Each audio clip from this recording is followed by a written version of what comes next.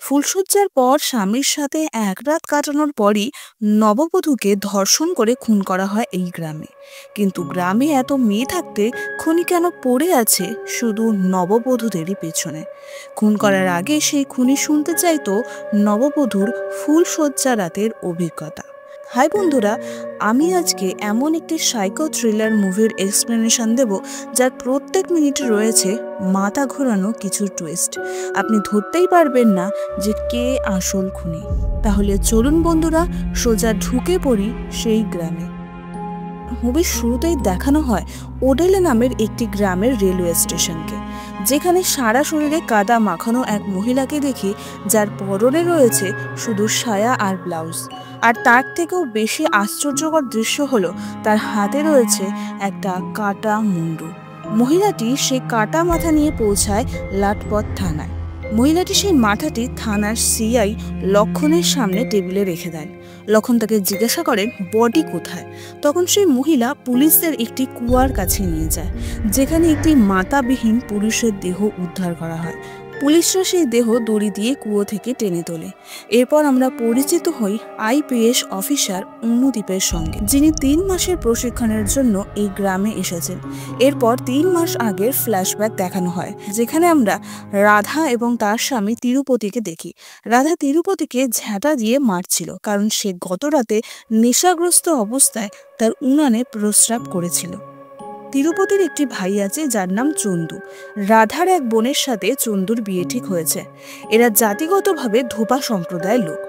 সম্প্রতি রাধার পাশের বাড়িতে ভেঙ্কটেশ ও মাধবীর বিয়ে হয়েছে এবং সেই রাতটি তাদের প্রথম রাত। সেই রাতে দেখানো হয় বিবেক নামের এক ছেলেকে, যে তার বন্ধুদের সঙ্গে মদ্যপান করছিল, কারণ বিবেক ভালোবাসত মাধবীকে, কিন্তু মাধবী অন্য কাউকে বিয়ে করে নেয়। মদ খাওয়ার সময় বিবেক বলে, এইবার আমি মরেই যাব। তখন তার বন্ধুরা বলে, তুই কেন মরবি? মরতে হলে তাকে মার, তুই কি ভুল করেছিস? এরপর ঠিক সকালে দেখা যায় গ্রামবাসীরা জানতে পারে যে মাধবীর মৃতদেহ পাওয়া গেছে। আইপিএস অনুদীপ এবং কয়েকজন পুলিশ ঘটনাস্থলে পৌঁছায়। তদন্ত করে জানা যায় কেউ একজন মাধবীকে অত্যন্ত নির্মমভাবে ধর্ষণ করে খুন করেছে। ঘটনার আগের দিনই তার বিয়ে হয়েছিল, আর গতকাল ছিল তার প্রথম ফুলশয্যার রাত। সেই রাতেই কেউ তাকে নির্মমভাবে হত্যা করে। অনুদীপ তদন্ত করতে গিয়ে একটি পায়ের ছাপ খুঁজে পান। জিজ্ঞাসাবাদে বিবেক সম্পর্কে জানা যায়। এরপর সিআই লক্ষণ বিবেককে থানায় নিয়ে এসে বেধড়ক মারে। মারের ভয়ে শেষ পর্যন্ত বিবেক মেনে নেয় সেই মাধবীকে খুন করেছে। কিন্তু পরে যখন অনুদীপ থানায় আসে, তখন বিবেক বলে, স্যার, আমি মাধবীকে খুন করিনি। আপনি তো শিক্ষিত মানুষ, আপনি নিজেই বলুন, যাকে আমি ভালোবাসি তাকে আমি কিভাবে খুন করতে পারি? অনুদীপ তখন বিবেককে ছেড়ে দিতে বলেন, কিন্তু লক্ষণ এতে রাজি হয় না। সে বলে, আমি নিশ্চিত ওই মেয়েটাকে খুন করেছে। এরকম কেস এভাবেই হয়। আপনি আমার থেকে হয়তো বেশি শিক্ষিত, কিন্তু আমার আপনার থেকে বেশি অভিজ্ঞতা রয়েছে। তখন অনুদীপ একটি বোতল বিবেকের দিকে ছুঁড়ে মারে। বিবেক সেটাকে তার বাম হাত দিয়ে ক্যাচ করে। তখন অনুদীপ পুলিশদের বোঝাতে শুরু করেন যে মাধবীর শরীরে যে আঘাতের চিহ্নগুলো রয়েছে তা দেখে বোঝা যায় সেগুলো ডান হাত দিয়েই করা হয়েছে, কিন্তু বিবেক আসলে বাম হাত দিয়ে কাজ করে। এছাড়া ঘটনাস্থলে যে পায়ের ছাপ পাওয়া গেছে সেটির মাপ 10, আর মেয়েটির দেহ থেকে যে বীর্য পাওয়া গেছে পরীক্ষা করে দেখা গেছে ধর্ষণকারীর বয়স 30 বছর, কিন্তু বিবেকের পায়ের সাইজও 8, আর সে জোর হলে 20 থেকে 25 বছর বয়সী হবে।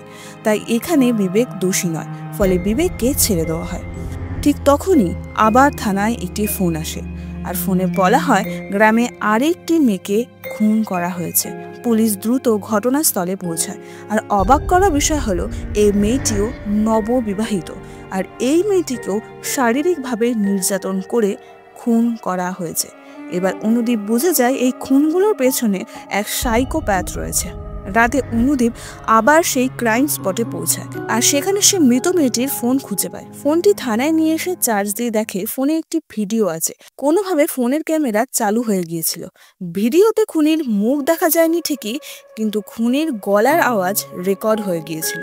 খুনি সেই মেয়েটিকে জঙ্গলে নিয়ে গিয়ে প্রশ্ন করে, তোমার ফুলশয্যার রাত কেমন গেল, সব বলো আমাকে। এরপরে খুনি মেয়েটির শরীরে বাজেভাবে স্পর্শ করতে থাকে। সে বলে, তুমি যদি সব আমায় বলো তাহলে আমি তোমাকে ছেড়ে দেবো। কিন্তু মেয়েটি সব বলে দিল খুনি তাকে ছাড়ে না, বরং খুনি তাকে ধর্ষণ করে হত্যা করে। এরপরে চন্দুর বন্ধু শম্ভুকে দেখানো হয়, যার একটু চরিত্রের দোষ আছে। সে ফোনে খারাপ ভিডিও দেখে এবং গ্রামের মেয়েদেরকেও খারাপ নজরে দেখে। শম্ভু আসলে এক ফটোগ্রাফার, সে বিয়ে বাড়িতে ফটোগ্রাফি বা ভিডিওগ্রাফি করে বেড়ায়। পরদিন সকালে শম্ভু চন্দুকে একটি খারাপ ভিডিও পাঠিয়ে দেখতে বলে, আর তখনই চন্দুর সাথে যার বিয়ে ঠিক হয়েছে সে স্নান করতে বাথরুমে যায়। চন্দু লুকিয়ে লুকিয়ে দরজার ফাঁক দিয়ে সেই দৃশ্য উপভোগ করে। মানে এখানে বোঝা যায় যে চন্দু আর শম্ভু দুজনেরই চরিত্রে দোষ রয়েছে। ওদিকে পুলিশ সেই ফোনের রেকর্ড হওয়া গলার আওয়াজ গ্রামবাসীদেরকে শোনাতে থাকে। শুনিয়ে জিজ্ঞাসা করে এই গলার শব্দ তাদের চেনা কিনা, কিন্তু কেউই চিনতে পারে না। যখন পুলিশ রাধার বাড়িতে আসে তখন চন্দু সেই কণ্ঠ শুনে চিনতে পারে যে এটি তার বন্ধু শম্ভুর কণ্ঠ। পুলিশ তখন শম্ভুকে থানায় ডেকে তার গলার শব্দের সাথে রেকর্ডিং মিলিয়ে দেখে, কিন্তু আশ্চর্যভাবে তা ম্যাচ করে না। তখন শম্ভুর উকিল এসে বলে, যেদিন খুনগুলি হয়েছিল সেদিন আমার মক্কেল শম্ভু গ্রামেই ছিল না। সে একটি বিয়ে বাড়ির অনুষ্ঠানে ফটোগ্রাফি করতে অন্য গ্রামে গিয়েছিল, তাই বাধ্য হয়ে শম্ভুকে ছেড়ে দিতে হয়। এরপর ঠিক একই প্যাটার্ন অনুসরণ করে মার্ডার হতে থাকে। একদিন অনুদীপ লক্ষণকে বলে পুরো গ্রামের ডিএনএ টেস্ট করাতে, তাহলে খুনিকে খুঁজে বের করা সহজ হবে। এতে লক্ষণ বলে, আপনি জানেন এই গ্রামে কত মানুষ আছে? সবার ডিএনএ রিপোর্ট আসতে অনেক সময় লেগে যাবে। সম্প্রতি একটি মামলার সাথে জড়িত একজন ব্যক্তির ডিএনএ পরীক্ষা করা হয়েছিল, তার রিপোর্ট আসতে প্রায় 6 মাস লেগেছিল। অনুদীপ তখন বোর্ডে লিখে সবাইকে বোঝানোর চেষ্টা করে এই গ্রামে প্রায় 6022 জন মানুষ রয়েছে, যেখানে মহিলা, বাচ্চা, বৃদ্ধ মানুষ রয়েছে প্রায় 4053 জন। এদের বাদ দিলে পড়ে থাকে 2229 জন, যারা সবাই পুরুষ। এদের মধ্য থেকে যাদের পায়ের মাপ 10 এবং হাইট 5 থেকে 6 ফুট আর বয়স 25 থেকে 30-এর মধ্যে, তাদের ডিএনএ টেস্ট করলেই খুনি বেরিয়ে আসবে। যদি আমরা তাদের ডিএনএ স্যাম্পল হায়দ্রাবাদের ল্যাবে পাঠাই তাহলে 10 দিনের মধ্যেই রিপোর্ট চলে আসবে। এরপর পুলিশ ওই ধরনের সব গ্রামবাসীকে একের পর এক ডেকে স্যাম্পল নিয়ে ডিএনএ পরীক্ষা করতে পাঠিয়ে দেয়। এর কিছুদিন পর গ্রামের প্রধান থানায় তার মেয়ের বিয়ের নিমন্ত্রণ জানাতে আসে। অনুদীপ তাকে বোঝানোর চেষ্টা করে যে এই পরিবেশে তার মেয়ের বিয়ে দেওয়া উচিত হবে না, তার মেয়ের জীবন বিপদে পড়তে পারে, তাই এই বিয়ে ক্যান্সেল করা উচিত। কিন্তু গ্রামের প্রধান এতে রেগে গিয়ে উত্তর দেয়, এই গ্রামে কেউ ভোটের নির্বাচনেই আমার বিপরীতে দাঁড়াবার সাহস পায় না। আমার মেয়ের গায়ে হাত দেওয়া তো দূরের কথা, অন্যান্য মেয়েদের থেকে আমার মেয়ে অনেক আলাদা। এরপর যেদিন প্রধানের মেয়ের বিয়ে হয়, অনুদীপ কোনো ঝুঁকি না নিয়ে নিরাপত্তা বাড়িয়ে দেয়। বিয়ে কোনো সমস্যা ছাড়াই সম্পন্ন হয় এবং ফুলসজ্জার রাতও ঠিকঠাক কেটে যায়। সকালে অনুদীপ কনস্টেবলকে ফোন করে পরিস্থিতি জিজ্ঞাসা করে। কনস্টেবল জানায় প্রধানের মেয়ে নিরাপদেই আছে। সেই সময় প্রধানের মেয়ে প্রিয়া তার বন্ধুকে রেল স্টেশনে ছাড়তে যায়। অনুদীপ 2 কনস্টেবলকে তাদের অনুসরণ করতে পারে। প্রিয়া স্টেশনে তার বন্ধুকে বিদায় জানায়। কিছু দূরে কনস্টেবলরা চা খেতে খেতে তাদের ওপর নজর রাখছিল। কিছুক্ষণ পর একটি ট্রেন স্টেশন পার করে। ট্রেন পার হওয়ার পর তারা দেখে প্রিয়া সেখানে নেই, কেবল তার বান্ধবী সেখানে অজ্ঞান অবস্থায় পড়ে রয়েছে। এটা দেখে তারা সঙ্গে সঙ্গে অনুদীপকে ফোন করে সব জানায়। এদিকে খুনি প্রিয়াকে একটি খামারে নিয়ে যায়।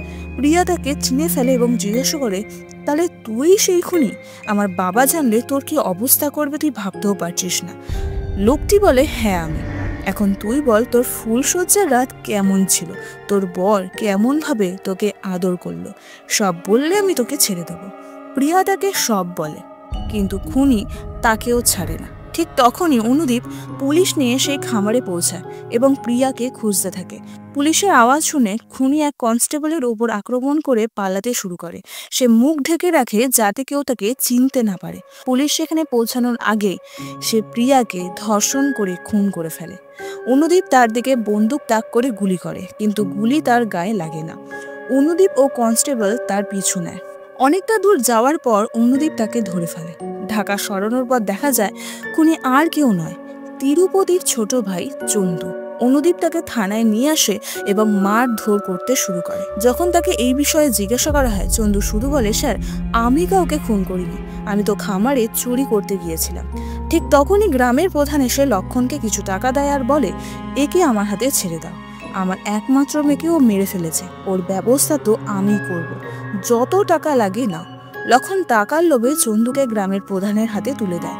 গ্রামের প্রধান চন্দুকে নিয়ে চলে যায়। কিছুক্ষণ পর অনুদীপ এসে সব জানতে পেরে সবাইকে ধমক দেয়, একজন অপরাধীকে অন্যের হাতে কিভাবে তুলে দিলেন। আমি এসপিকে ফোন করে সব জানাবো। এই নিয়ে লক্ষণ ও অনুদীপের মধ্যে বচসা শুরু হয়ে যায়। তখন লক্ষণ বলে, স্যার আপনার জন্য এটা একটা আবেগ হতে পারে, কিন্তু আমার জন্য এটা একটা সরকারি চাকরি। আমার 3টে মেয়ে আছে, এই বেতনে তাদের বিয়ে দিতে পারবো না।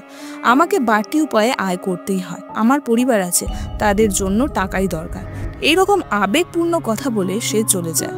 এর কিছুক্ষণ পর রাধা ও তার স্বামী থানায় এসে বলে, আমাদের চন্দু এ কাজ করতেই পারে না, আপনাদের কোথাও ভুল হচ্ছে। রাধা কাঁদতে কাঁদতে অনুরোধ করে, আমাকে একবার চন্দুকে দেখতে দিন। অনুদীপ বলে, চন্দু এখানে নেই, গ্রামের প্রধান তাকে নিয়ে চলে গেছে। ওদিকে গ্রামের প্রধান চন্দুকে প্রচণ্ড অত্যাচার করে। কিছুক্ষণ পর রাধা ও তার স্বামী সেখানে পৌঁছায়। গ্রামের প্রধান বলে, চিন্তা করো না, আমি এত তাড়াতাড়ি তোমার ভাইকে মারবো না। ও আমার মেয়ের সাথে যা করেছে তার শাস্তি স্বরূপ আমি ওকে আস্তে আস্তে যন্ত্রণা দিয়ে মারবো। তারা অনেক অনুরোধ করলেও প্রধান চন্দুকে ছাড়ে না। এরপর অনুদীপ প্রধানকে ফোন করে বলে, গ্রামে আর একটা মেয়ে খুন হয়েছে, তাই চন্দু খুনি নয়। এটা শুনে গ্রামের প্রধান অবাক হয়ে যায়। কাকতালীয়ভাবে ওই মেয়েটিরও নতুনই বিয়ে হয়েছিল। গ্রামের প্রধান ঘটনাস্থলে এসে অনুদীপ ও পুলিশকে বলে, এত ছোট একটা গ্রামে একটা খুনিকে ধরতে পারছো না। এরপর গ্রাম প্রধান চন্দুকে চিকিৎসা করিয়ে তার বাড়ি নিয়ে যান আর রাধাকে কিছু টাকা দিয়ে ক্ষমা চায়। কিন্তু রাধা সেই টাকা না নিয়ে বলেন, এই টাকা আপনি রাখুন, আগামী নির্বাচনে আপনার কাজে লেগে যাবে। রাতে অনুদীপ এই ঘটনার বিষয়ে চিন্তা করছিল যে এত ছোট গ্রামে একজন সাইকো কিলার ঘুরে বেড়াচ্ছে, মানুষকে মেরে ফেলছে। ঠিক তখনই অনুদীপের প্রেমিকা স্ফূর্তি তাকে ফোন করে। অনুদীপ দুঃখের সঙ্গে স্ফূর্তিকে বলে, আসলে স্ফূর্তি, আমি এই কাজের জন্য ঠিক মানুষ নয়। আমি ভুল করেছি আইপিএস অফিসার হয়ে। দিনের আলোয় মানুষ খুন হয়ে যাচ্ছে আর আমি কিছুই করতে পারছি না। তখন স্ফূর্তি তাকে এক আজব প্রস্তাব দেয়, বলে, চলো আমরা দুজনে মিলে খুনিকে ধরি। আমি গ্রামে আসছি আর ওখানেই আমরা দুজনে বিয়ে করি। যখন সে আমাকে মারতে আসবে তখন তুমি তাকে ধরে ফেলবে। অনুদীপ প্রথমে রাজি না হলেও পরে স্ফূর্তির এই প্ল্যানে সে রাজি হয়ে যায়। পরদিন অনুদীপ টিভিতে এসে গ্রামের সবাইকে নিজের বিয়েতে আমন্ত্রণ জানায় এবং খুনিকে চ্যালেঞ্জ করে, তোর যদি সাহস থাকে তবে আমার স্ত্রীকে শুধু অপহরণ করেই দেখা। এর পরের দিন অনুদীপ ও স্ফূর্তি বিয়ে করে। সেই বিয়েতে শম্ভু উপস্থিত থাকে এবং স্ফূর্তির ছবি তোলে। সে চন্দুকে ফোন করে বলে, এই আইপিএস অফিসারের বউ খুব সুন্দর একটা মাল, যেমন ফিগার তেমন তার গায়ের রং। কিন্তু চন্দু তার কথায় পাত্তা দেয় না, কেবল একটা অদ্ভুত ভঙ্গি করে আর বলে, সব কিছুর প্রতিশোধ নেব। অনুদীপ ও স্ফূর্তি বাড়ি ফিরে দেখে খুনির দরজায় একটি চিরকুট রেখে গেছে, যাতে লেখা আছে, শুভ বিবাহ অভিনন্দন, আমি তোমার চ্যালেঞ্জ গ্রহণ করলাম। এরপর চন্দু, শম্ভু ও তিরুপতি একসাথে মদ্যপান করে। শম্ভু আবার বলে, ওই পুলিশ অফিসারের বউ তো খুব সেক্সি মাল, এত ফর্সা, মনে হয় সে রোদে খুব একটা বেরোয় না। এদিকে মাঝরাতে রাধা জল খেতে ওঠে। তখন ইঁদুরের লাফালাফির কারণে একটা বাক্স ওপর থেকে পড়ে যায়। রাধা বাক্স খুলে দেখে তাতে অনেক গয়না রয়েছে, কিন্তু সেগুলো তো তার নয়। সে অবাক হয়ে যায়। এরপর রাধা গোপনে সেই গয়না নিয়ে বের হয়। প্রথমে সে গ্রাম প্রধানের বাড়িতে যায় এবং একটি আংটি দেখিয়ে জিজ্ঞাসা করে, এটা কি প্রিয়ার? গ্রাম প্রধান তা চিনে ফেলে। এরপর রাধা আরেকটি বাড়িতে যায়, সেখানেও একটি আংটি দেখিয়ে জানতে চায় এটা কি মাধবীর। তার পরিবার তা চিনে ফেলে। তিরুপতি অনুদীপের বাড়িতে কিছু কাজে আসে। অনুদীপ তাকে বলে, বাড়ির কিছু কাপড় নিয়ে যেও। এরপর তিরুপতি কাপড় জামা একটা পোটলাতে নিয়ে সাইকেলে করে বেরিয়ে পড়ে। ঠিক তখনই রাধা অনুদীপকে ফোন করে বলে, স্যার একবার বেডরুমে গিয়ে দেখুন তো স্ফূর্তি ম্যাডাম আছে কিনা। অনুদীপ যায় এবং দেখে স্ফূর্তি সেখানে নেই। রাধা কাঁদতে কাঁদতে বলে, স্যার উনিই খুনি, আমার স্বামী তিরুপতি। এত মেয়েকে ওই মেরে ফেলেছে, স্ফূর্তি ম্যাডামকেও ওই নিয়ে গিয়েছে। এরপর আসল সিন দেখানো হয়। তিরুপতি যখন বেডরুমে যায় তখন স্ফূর্তি ঘুমাচ্ছিল। সে স্ফূর্তিকে বাজেভাবে ছোঁয়। স্ফূর্তি দেখে সেখানে তার স্বামীর জায়গায় রয়েছে তিরুপতি। তখন তিরুপতি তার মুখ চেপে ধরে একটা কাপড়ে জড়িয়ে তাকে সাইকেলে করে নিয়ে চলে যায়। রাধা তিরুপতির খোঁজে বের হয় এবং শেষে দেখে তিরুপতি একটা শুকনো কূপে স্ফূর্তিকে জোর করছে। রাধা চিৎকার করে ওঠে, তুমি এখানে কি করছো? ম্যাডামকে ছেড়ে দাও। তিরুপতি উঠে এসে বলে, তোমার কারণেই আমি এমন হয়ে গেছি। রাধা কিছু বুঝতে পারে না। তখন আগের কিছু সিন দেখানো হয়, যেখানে রাধা তিরুপতির সঙ্গে খুব বাজে আচরণ করে। যেদিন তাদের বিয়ে হয়, ফুলসজ্জার রাতে রাধা তাকে বলছিল, আমি এই বিয়ের জন্য প্রস্তুত ছিলাম না, বাবার মৃত্যুর কারণেই আমাকে তোমায় বিয়ে করতে, তুমি আমার শুধু শরীরটাই চাও। কিন্তু তিরুপতি যখন তার সাথে ঘনিষ্ঠ হতে চায় তখন রাধা তাকে অপমান করে বলে, তুমি তো দাঁতও মাজো না, স্নানও করো না, তোমার গা থেকে গন্ধ আসছে।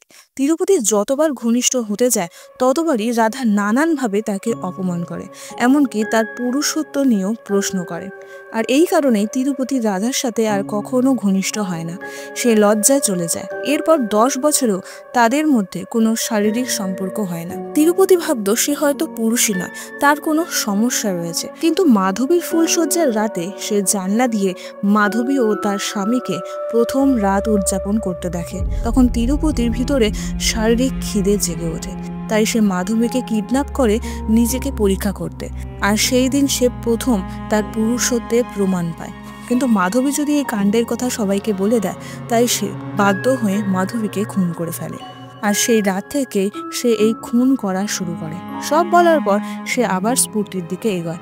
রাধা বাধা দিলে তিরুপতি তার মাথায় আঘাত করে পালিয়ে যায়। স্ফূর্তিকে বাঁচাতে রাধা একটি কোদাল নিয়ে সেই কুয়োতে ঝাঁপ দেয় আর তিরুপতির মাথা শরীর থেকে আলাদা করে দেয়। রাধা নিজের পরনের শাড়ি খুলে স্ফূর্তিকে দেয় আর তিরুপতির কাটা মাথা নিয়ে হাজির হয় থানায়। আর এই দৃশ্যটাই আমরা সিনেমার শুরুতে দেখেছিলাম এবং এখানেই এই মুভিটির সমাপ্তি হয়। রাধা সব দিক থেকে খুব ভালো মেয়ে হলো, তার স্বামীর প্রতি আচরণ ছিল খুব খারাপ। মুভির শুরুতেই আমরা তাকে ঝাঁটা দিয়ে তিরুপতিকে মারতে দেখেছিলাম। এখান থেকেই বোঝা যায় যে সে তার স্বামীকে কতটা অবহেলা করত। হ্যাঁ, হয়তো সে খুনিকে ধরিয়ে দিতে পুলিশকে সাহায্য করেছিল, কিন্তু তিরুপতির এই দানবে পরিণত হওয়ার পিছনে তারই খারাপ ব্যবহার ছিল। বারবার তার পুরুষত্বকে আঘাত করা, পুরুষত্বের ওপর প্রশ্ন তোলা, এগুলি তাকে এক সাইকোতে পরিণত করেছিল। এরকম হাজার হাজার সাইকোপ্যাথ তৈরি হওয়ার পেছনে তাদের পরিবার অনেক অংশে দায়ী থাকে। অবহেলা এমন জিনিস যে ভালো ভালো মানুষকে এক দানবে পরিণত করে দেয়। যাই হোক, এইটা হলো একটি সাইকো থ্রিলার মুভি। কিন্তু তিরুপতির মৃত্যুর পরেও ওজেলা গ্রামে কিন্তু এই নববধূ হত্যা থামে না। তাহলে কি খুনি অন্য কেউ, নাকি এই মুভির গল্প আস্তে আস্তে হরর থ্রিলারের দিকে মোড় নেয়? আপনি যদি এই মুভির পার্ট 2 দেখতে আগ্রহী হন তাহলে কমেন্টে অবশ্যই লিখে জানাবেন। তাহলে চলুন বন্ধুরা, দেখা হচ্ছে পরবর্তী ভিডিওতে।